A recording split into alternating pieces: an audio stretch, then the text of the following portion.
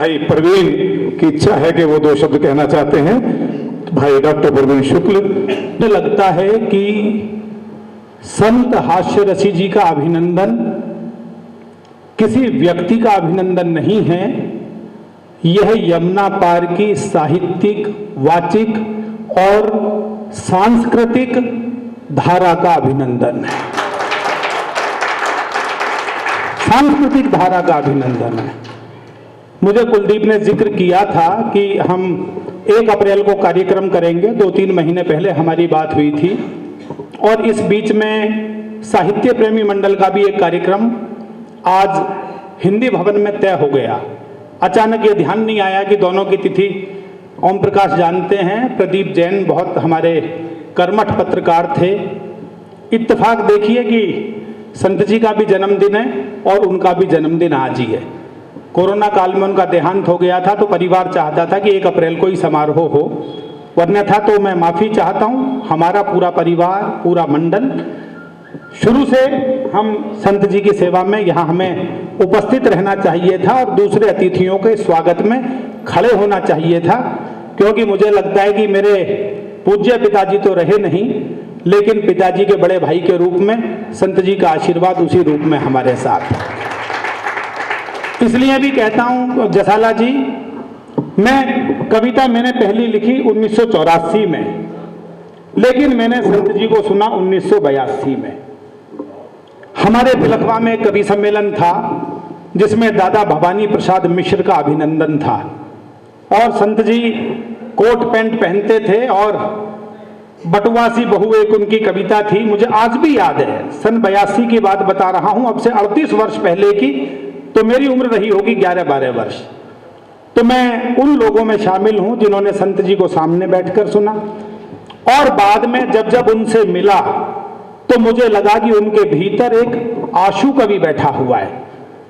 ऐसे बहुत लोग हैं जो आशु कविता के नाम पर, हमारे मंच के सारे सितारे जानते हैं कि वो रटी रटाई बातों को मौका लगने पर जोड़कर आशु कवि हो जाते हैं, लेकिन संत जी वैसे आशु कवि नहीं है।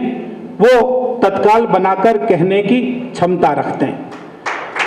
दूसरी बात मैं बताऊं, संत जी के भीतर एक बहुत बड़ा छंद शास्त्री कवि बैठा हुआ है। छंद उनकी भाषा की रवानी में है और ये 2 ही तरह से प्राप्त होता है, या तो सिद्धि से प्राप्त होता है या अभ्यास से प्राप्त होता है। ईश्वर कृपा कर दे तो कई बार ईश्वर की कृपा से छंद भीतर से आना शुरू हो जाता है और कई बार कोई निरंतर अभ्यास करता है तो वो भी आ जाता है। लेकिन संत जी को सुनो तो आपको लगता है कि ये अभ्यास का छंद नहीं है, ये नैसर्गिक रूप से निकला हुआ छंद है और ये माँ सरस्वती की कृपा से निकला हुआ छंद है। ऐसे संत जी शतायु हों, उनका आशीष हम पर बना रहे और कुलदीप को बहुत बहुत बधाई दीजिएगा। उसके दिमाग में ये विचार आया और उसने उसे इस रूप में परिणत किया। वर्मा जी का ये विद्यालय तो हम सबके लिए हमेशा खुला ही रहता है, वो अध्यक्ष हैं आज के समारोह के। मैं 4 पंक्तियां बशीर साहब की मुझे याद आती हैं और बशीर साहब ने 4 पंक्तियों में जो कहा है वो कहता हूं कि संत जी के लिए कहता हूं और हम सबकी तरफ से कहना चाहता हूं कि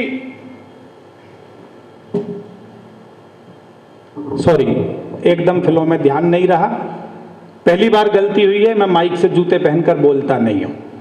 मुझे लगता है कि ये शब्द का मंदिर है और जब हम मंदिर में पूजा करते हैं तो जूते पहनकर नहीं करते। हमारा मन भी ठीक होना चाहिए, तन भी ठीक होना चाहिए। तो मैं कहता हूं आपसे, अजय तू भी सुन बेटा ध्यान से, मोबाइल मत सुन।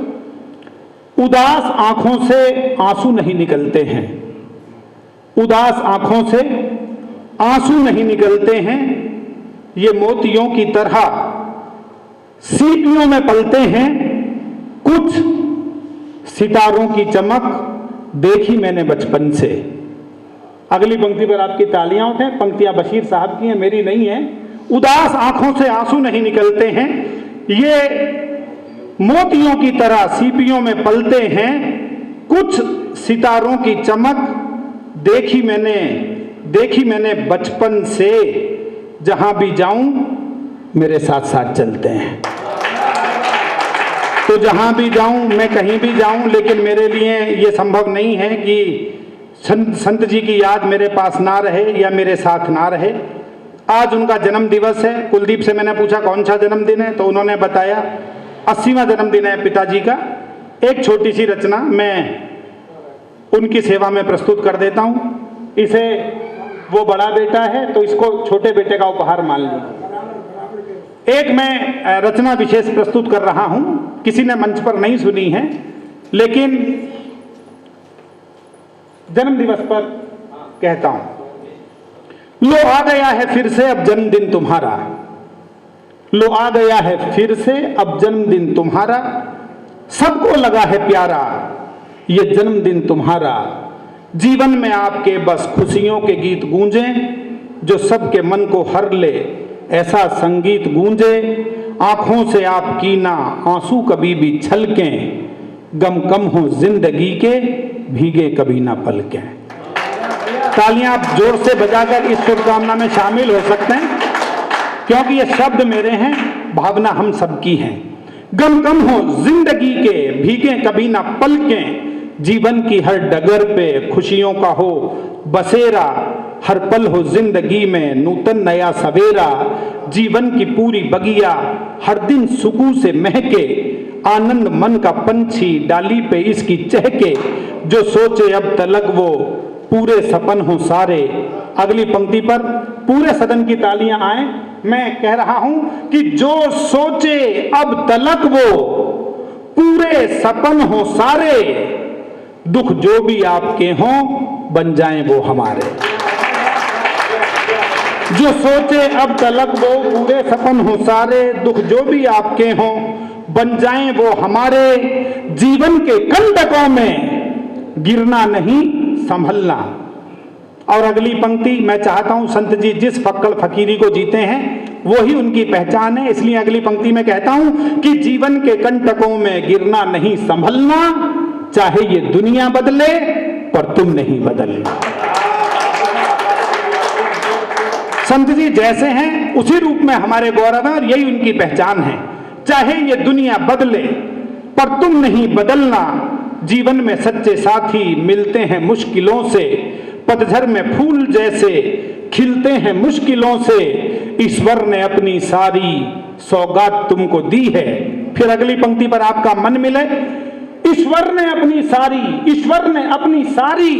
सौगात तुमको दी है, जो देता ना किसी को वो बात तुमको दी है।